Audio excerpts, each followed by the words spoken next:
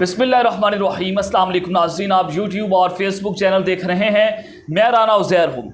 कुछ अंदर की खबरें आपके साथ शेयर करनी है। बहुत इंपॉर्टेंट डेवलपमेंट इस वक्त सामने आई हैं, न्यूट्रल्स के हवाले से हैं और कुछ ऐसी ताकतवर शख्सियात, पाकिस्तान की ताकतवर हल्के और वो ताकतवर शख्स जो कुछ दिन पहले अमेरिका से मदद की दरख्वास्त कर रहा था कि पाकिस्तान को डिफ़ॉल्ट होने से बचा लिया जाए, और वो ताकतवर शख्सियत जो पाकिस्तान का बड़ा दुख और दर्द रखती है, और उस दुख और दर्द में वो ताकतवर शख्सियत जो है ना, वो मुल्क से फ़रार हो गई है। अब ये मैं क्यों कह रहा हूँ, आप बड़े हैरान हो गए, भाई वो ताकतवर शख्सियत कहाँ पर फ़रार हो गई है, और ये ख़बर जो है वो बड़ी झूठी होगी। आपके ज़हनों में ख़बरें या ये चीज़ें जो हैं वो घूम रही हैं, मुझे पता है, लेकिन कुछ अहम तफसीलात आपके सामने रखना इंतहाई ज़रूरी हैं। कुछ ख़बरें हैं, कुछ दावे हैं इस वक्त, और इस वक्त मेन स्ट्रीम मीडिया पर ये ख़बरें आपको नज़र नहीं आएंगी। ये तमाम तर तफसीलात आपके सामने रखूँगा। दूसरी इंपॉर्टेंट ख़बर कि क्या कौमी असम्बली तहलील होने जा रही है। अगर तहलील होने जा रही है तो कब तक हो जाएगी। अगस्त शुरू हो गया है और इस वक्त इमरान खान साहब का भी बड़ा दावा इस वक्त सामने आ रहा है, वो भी मैंने आपके सामने रखना है। और एक बड़ी ताकतवर मुलाकात हुई है न्यूट्रल्स और एंटी न्यूट्रल्स। समझ रहे हैं आप कि न्यूट्रल और एंटी न्यूट्रल के दरमियान फेस टू फेस ये मुलाकात हुई है। कुछ अहम मामलात जो हैं वो तय पा चुके हैं। वो मामलात जो हैं वो क्या तय पाए हैं, क्या कुछ होने जा रहा है, और ये न्यूट्रल और एंटी न्यूट्रल का मामला क्या है, ये तमाम तफसीलात भी आपके सामने रखूँगा। नवाज शरीफ और जरदारी समेत पूरी PDM जो है उसकी वो तबाह दे, पूरी PDM तबाह दे, यानी कि ये सब के सब कप्तान के कदमों के तले जो हैं वो ढेर हो चुके हैं। लेकिन कप्तान का खौफ इतना कि आसिफ अली जरदारी ने अगले हदफ पर काम करना शुरू कर दिया है। तो हदफ क्या है, तमाम तफसीलात आपके सामने रखूंगा। लेकिन अगर आपने चैनल को सब्सक्राइब नहीं किया, चैनल को लाजमी सब्सक्राइब कर लें, बेल आइकन को दबा दें, आने वाली तमाम तरह अपडेट्स आपकी खिदमत में बर वक्त पेश होती रहें।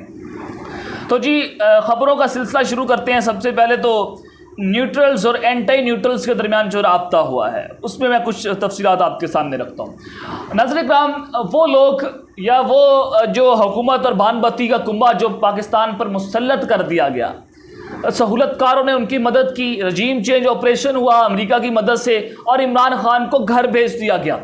लेकिन उस सब के अंदर वो लोग जो NRO लेने और देने की बातें कर रहे थे, वो लोग जो ये बात कर रहे थे कि किसी ना किसी तरीके से इमरान खान को रास्ते से हटाया जाए और किसी ना किसी तरीके से इमरान खान के गिर्द घेरा तंग किया जाए। बंद कमरों में जो इमरान खान के खिलाफ फैसले हुए, जान से मारने के, कत्ल करने की साजिश, फिर रास्ते से हटाने की साजिश, इस तमाम तफसीलात और चीज़ें जो है वो इमरान खान ने आपके सामने रख दी, पूरी कौम को बता दिया। फिर उस सब के बाद नैब में अपने लोगों को भर्ती करना इन लोगों ने किया। FIA के अफसरान को हटाया क्योंकि वो इमरान खान के खिलाफ केस जो है वो नहीं बना रहे थे। बहुत सारे ऐसे अफसरान को लाकर खड़ा कर दिया, अपने केसेस को माफ़ करवाया, और फिर ये सारा कुछ आप देख रहे हैं। लेकिन नाज़रीन इकराम, ज़मीन उन्हीं लोगों के लिए तंग हो चुकी है जो NRO लेने और देने की बात कर रहे थे और जो इमरान खान पर दबाव डाल रहे थे कि आप जी इन लोगों को NRO दे दें। लेकिन उस सब के अंदर जब से इमरान खान जो है वो उन्होंने तख्ते लाहौर पर अपनी हुकूमत बना ली, तख्ते लाहौर अपने नाम कर लिया, और फिर जो रूलिंग के खिलाफ फैसला आया सुप्रीम कोर्ट ऑफ पाकिस्तान की जानिब से, और डिप्टी स्पीकर का जो गरूराना तकब्बुराना दोस्त मिजारी की जो रूलिंग थी उसको धब्बड़दूस करके रख दिया। उस सब के बाद ये उसके फौरी बाद एक मुलाकात हुई, मैंने आपके सामने रखनी है। इसका आज भांडा पहली दफ़ा मेरे यूट्यूब चैनल से फूटने जा रहा है। एक बड़ी मुलाकात न्यूट्रल और एंटी न्यूट्रल के दरमियान हुई है, क्योंकि इस वक्त मामला ये है कि इमरान खान जो है वो पंजाब अपने नाम कर चुका है, और अगली हुकूमत साफ शफाफ अंधे को नजर आ रहा है कि इमरान खान 2 तिहाई से वापस आ रहा है। तो जो न्यूट्रल्स और एंटी न्यूट्रल्स के दरमियान फेस टू फेस मुलाकात हुई है, तो उसमें फैसला ये हुआ है कि मुल्क में आम इंतखाबात करवाए जाएँ, फौरी तौर पर मुल्क में आम इंतखाबात करवाए जाएँ। तो नून लीग बड़ी खौफजदा हो गई है, पूरी PDM इस वक्त डरी हुई है कि जी मुल्क जो है वो आम इंतखाबात की तरफ जा रहा है। मौलाना फजलुर रहमान का बयान आपके सामने है, और तलाल चौधरी का बयान सामने है, मरीम नवाज का बयान सामने है। ख्वाजा साद रफीक ने यह कहा कि इन्होंने हमसे मुश्किल फैसले करवाए और मुल्क को इन्होंने आम इंतखाबात की तरफ धकेल दिया है। यानी कि वो सीधा साधा इस्टेब्लिशमेंट को ये कह रहे थे कि ये हमें लेकर आए, हमसे मुश्किल फैसले करवाए, इमरान खान को पॉपुलर कर दिया, और ये सारा ड्रामा इमरान खान को पॉपुलर करने के लिए किया गया है। आसिफ अली जरदारी साहब को अगर आपको मैं कुछ हाल बताता हूँ तो कोरोना हो गया उनको जी, और फिर वो अभी तक दुबई में मुकीम है। कुछ इंटरनेशनल ताकतों से वो मुलाकातें कर रहे हैं, कुछ पाकिस्तान की भी ताकतें हो सकती हैं, उनके साथ कुछ मुलाकातों का इंकशाफ भी हुआ है। तो ये मुलाकातें हो क्यों नहीं हैं? उनका ये दौरा जो है वो बड़ा इंपॉर्टेंट है और बड़ा गैर मामूली दौरा है। और इस मुलाकात में एक ही चीज़ डिस्कस हो रही है जी, इमरान खान अगर वो वापस आ गया वो किसी को नहीं छोड़ेगा। अमेरिका से भी एक फरियादें हो रही हैं कि अगर आप लोगों ने इमरान खान को दोबारा वापस आने दिया तो वो आप लोगों को भी नहीं छोड़ेगा। आप अपने ज़हनों से खुद सवाल पूछें, अपने दिल से पूछें कि अगर इमरान खान दोबारा वापस आ गया तो वो क्या अमेरिका को छोड़ेगा? क्या वो दोबारा रूस नहीं जाएगा? क्या वो दोबारा प्रो चाइना ब्लॉक का हिस्सा नहीं बनेगा? ज़रूर बनेगा। तो इस सब के अंदर फिर अब एक और नया शोशा जो है वो छोड़ा गया फॉरेन फंडिंग केस का, और उसका फैसला जो है वो अगस्त के पहले हफ्ते में आ जाएगा और इसको इंटरनेशनलाइज कर दिया गया। फाइनेंशियल टाइम की स्टोरी आपके सामने है और इमरान खान को पाकिस्तान की सियासत से मुकम्मल तौर पर उसका पत्ता साफ करने की कोशिश है कि फॉरेन फंडिंग केस का फैसला इमरान खान के खिलाफ लाया जाए। अमेरिका का भी प्रेशर है, ज़ाहिर फाइनेंशियल टाइम बरतानवी अखबार है, इस सब के सब एक पूरा एक गेम प्लान है और इमरान खान की सियासत को धब्बड़दूस या उसको रास्ते से हटाने का प्लान जो है वो इस वक्त सामने है। लेकिन उस सब के अंदर आसिफ अली जरदारी साहब जो हैं वो इस वक्त दुबई में मौजूद हैं। ये पहले भी हुसैन हक्कानी के जरिए अमेरिका से पाक फौज के खिलाफ मदद मांगते रहे हैं कि हमें बचा लें, हमें बचा लें। आज ये अमेरिका से इमरान खान के खिलाफ मदद मांग रहे हैं। डॉन लीक्स भी आपके सामने है नवाज शरीफ की, और नवाज शरीफ भी इस वक्त लाल पीले हैं। जरदारी साहब भी डरे हुए हैं और नवाज शरीफ भी लाल पीले हैं, क्योंकि नून लीग के जो लोग हैं जो नवाज शरीफ के बड़े करीबी हैं या मरियम नवाज या कोई भी, ये सब के सब अपने वोटर्स को दिलासा दे रहे हैं कि जी मियाँ साहब आ रहे हैं, वो थोड़ी इलेक्शन कैंपेन करेंगे। मियाँ साहब आकर नून लीग की तमाम आम इंतखाबात की कैंपेन वो करेंगे। और जनाब वो सदा याफ्ता मुजरिम है, वो सीधा पाकिस्तान आएगा तो जेल जाएगा। अदालतों ने इसको इश्तिहारी मफरूर घोड़ा करार दिया हुआ है। वो कैसे पाकिस्तान मुशर्रफ नवाज की जो कैंपेन है वो कर लेगा, ये बड़ा सवाल है। तो अगर ये वोटर्स को दिलासा दिलाया जा रहा है लेकिन नवाज शरीफ वतन वापस नहीं आएंगे, मेरी अब तक की इतला यही है कि नवाज शरीफ को वतन वापस आने से रोक दिया गया है। तो अब हमारे ज़राए हमें बता रहे हैं कि जी 15 से 20 अगस्त तक कौमी असम्बली को तहलील कर दिया जाएगा। मैं फिर आपको बता रहा हूँ कि पीडीएम का 2 दिन ये इजलास भी जारी है, उसमें यही फैसला होगा कि कौमी असम्बली को कब तहलील किया जाए, क्योंकि अब वो गोलड़ा मोड़ से लेकर 12 कहू तक के वज़ीर आज़म हैं, 8 ताने उनके नीचे हैं, वो क्या कर लेंगे। तो 15 से 20 अगस्त तक कौमी असम्बली जो है उसको तहलील कर दिया जाएगा।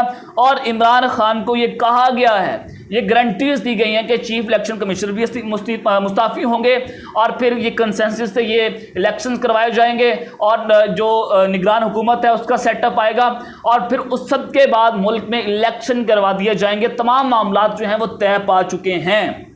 यह आपको मैं बड़ा भवंगे दौहल और बड़ा खुलकर बता रहा हूँ। अब आ जाएं अगली खबर पर। आसिफ अली जरदारी साहब जो हैं वो एक्टिव हो चुके हैं जी। कप्तान का खौफ इतना है, एक्टिव किस तरह से हुए हैं, उन्होंने अपने अगले हदफ पर काम शुरू कर दिया। पंजाब में उन्होंने काम किया, नून लीग को जलील करके रख दिया और इमरान खान को गिराने की कोशिश की। वो आसिफ जरदारी खुद दुबई फरार हो गया, लेकिन वो अपनी शैतानी चालों से बाज नहीं आ रहा। उसने जी चेयरमैन सेनेट के हवाले से यूसुफ रज़ा गिलानी को एक्टिव कर दिया कि वो सेनेट में लॉबिंग करे और लॉबिंग करके जो चेयरमैन सेनेट है सादिक सिंजरानी बाप पार्टी के, उसके खिलाफ तहरीक अदम एतमाद लाई जाए और तहरीक अदम एतमाद लाकर यूसुफ रज़ा गिलानी को चेयरमैन सेनेट के हवाले से उनको चेयरमैन सेनेट बनवाया जाए। और फिर उस सब के बाद पाकिस्तान पीपल्स पार्टी जो है वो पंजाब और वफाक में नजरें जमा के बैठी हुई है कि किसी ना किसी तरीके से आसिफ जरदारी जो है वो पाकिस्तान पीपल्स पार्टी को और जो बिलावल भुट्टो उनको किसी ना किसी तरीके से वज़ीर आज़म बना दिया जाए। लेकिन खबर बड़ी इंपॉर्टेंट है अगली, आर्मी चीफ मुल्क से फरार हो गए हैं।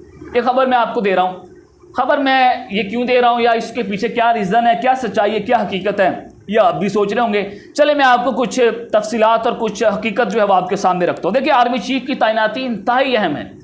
यह आम इंतखाबात कोई अहम नहीं है, इसकी कोई अहमियत नहीं है आर्मी चीफ की तैनाती के करीब, क्योंकि मुल्क की एक ताकतवर शख्सियत हैं, बड़ी पावर्स इनके पास होती हैं, पाकिस्तान का बड़ा इदारा है और पाक फौज से ही पाकिस्तान जो है वो जुड़ा हुआ है या दुश्मन जो है वो पाकिस्तान से खौफ खाता है। तो आर्मी चीफ की तैनाती जो है वो बड़ी इंपॉर्टेंट होती है। क्या निगरान हुकूमत ये तकर्री कर पाएगी जो 2 या 3 माह के लिए जिसका सेटअप आता है पाकिस्तान में, केयर टेकर सेटअप आता है, क्या वो एक ताकतवर शख्सियत को मुल्क के लिए उसको तकर्रुर कर पाएगी? ये बड़ा सवाल है। तो सबके अंदर नाज़रीन किराम, इमरान खान साहब ने इशारा कर दिया कि अगले 6 से 8 हफ्तों में आम इंतखाबात का ऐलान हो जाएगा। क्या इमरान खान साहब को गारंटी दी गई है? ये जवाब तो वो खुद ही देंगे, लेकिन ये वाज़ेह हो रहा है कि इमरान खान साहब को गारंटीज़ हैं कि जी जो 6 से 8 हफ्तों के अंदर अंदर आम इंतखाबात का ऐलान हो जाएगा, और ये ज़राए भी हमें बता रहे हैं कि 15 से 20 अगस्त तक कौमी असम्बली जो है उसको तहलील करने के लिए और नए इलेक्शन होंगे, और नए इलेक्शन के बाद आर्मी चीफ की तकर्री होगी। लेकिन खान साहब ने जो कहा कि 6 से 8 हफ्ते यानी कि 1 जनवरी तक मुल्क में नए इंतखाबात हो सकते हैं। दिसंबर जनवरी में नए इंतखाबात की गूंज इस वक्त चल रही है, और नवंबर का महीना मुझे ख़ास नहीं लग रहा कि नवंबर में इलेक्शन होंगे। अगर हाँ 15 अगस्त तक पाकिस्तान में कौमी असम्बली तहलील हो गई तो फिर जाकर नवंबर में इलेक्शन के चांसेस हैं, अदरवाइज ये चांसेस मुझे नहीं लग रहे। और लग ये रहा है कि निगरान हुकूमत जो है वो एक नए आर्मी चीफ की तकर्री करेगी, लेकिन ये बड़ा मुश्किल काम है। कुछ अहम दावे सामने आए। नजम सेठी साहब ने दावा कर दिया है। नजम सेठी साहब क्या दावा करते हैं? उन्होंने ये कहा है, उन्होंने ये फ्राइडे टाइम्स में अपना आर्टिकल लिखा है कि ये तय पा चुका है कि पीडीएम आम इंतखाबात करवा देगी, और ये पहले से ही तमाम मंसूबे तैयार थे। ये एक प्री प्लान मंसूबा था, और आम इंतखाबात करवा के अबूरी हुकूमत IMF से मुज़ाकरात भी करेगी, क्योंकि मिफ्ता इस्माइल ने कहा है कि अभी 2-3 शराइत हैं जो हमने IMF के मुताबिक हमने अभी पूरी करनी है। पहले ये कह रहे थे कि मुज़ाकरात हो गए, आज ये कह रहे हैं कि हमारे मुज़ाकरात नहीं हुए या IMF से डील हमें जो है वो नहीं मिली। तो अब अबूरी हुकूमत जो है वो IMF से मुज़ाकरात करेगी, और अबूरी हुकूमत ही नए आर्मी चीफ की तकर्री करेगी। नजम सेठी साहब ये दावा कर रहे हैं कि अबूरी हुकूमत ही नए आर्मी चीफ की तकर्री करेगी, और मौजूदा चीफ यानी कि जनरल बाजवा को अबूरी हुकूमत जो है वह सेफ एग्जिट देगी, और फॉरेन कंट्री में किसी बाहर के मुल्क में उसको एक बड़ी आलीशान नौकरी भी दिलवाएगी। ये मैं नहीं कह रहा, आर्मी चीफ साहब जी ये अपनी सर्विस पूरी करेंगे। 29 नवंबर को उनकी तकर्री होगी और वो घर चले जाएंगे, यानी कि उनकी एक्सटेंशन का जो 3 साल का दौरानी है वो भी ख़त्म हो जाएगा। तो आर्मी चीफ साहब जो हैं वो रवायत को बरकरार रखते हुए वो भी मुल्क से चले जाएंगे, जो मुल्क का दर्द रखते हैं, जो मुल्क के लिए अमेरिका से मदद की दरख्वास्त भी कर रहे हैं। तो वो आर्मी चीफ के बाहर जाने का प्लान है। ये सारे के सारे मंसूबे तैयार थे। नजम सेठी साहब ये दावा कर रहे हैं, और उन्होंने कहा है कि जनरल बाजवा जो है मुल्क से चले जाएंगे, और ये सेफ एक्सिट जो है वो उनको अबूरी हुकूमत ही दे सकती है। तो ये बड़ी अहम तफसीलात हैं जो नजम सेठी साहब ने जनरल बाजवा के हवाले से रखी हैं और नई आर्मी चीफ के हवाले से रखी हैं। और ये भी तफसीलात हैं कि GHQ में कुछ ऐसी शख्सियात की मईशतदानों के इंटरव्यूज़ भी हुए हैं निगरान सेटअप के हवाले से। तो ये बड़ा घिनौनी और बड़ी गंभीर सूरत हाल पैदा होती हुई नजर आ रही है। खैर, नजम सेठी साहब ने दावा कर दिया तो मैंने आपके सामने रख दिया। अब तक के लिए इतने ही। अपना ख्याल रखिएगा। इस चैनल का भी आपने लाजमी ख्याल रखना है। अल्लाह निगहबान। पाकिस्तान जिंदाबाद।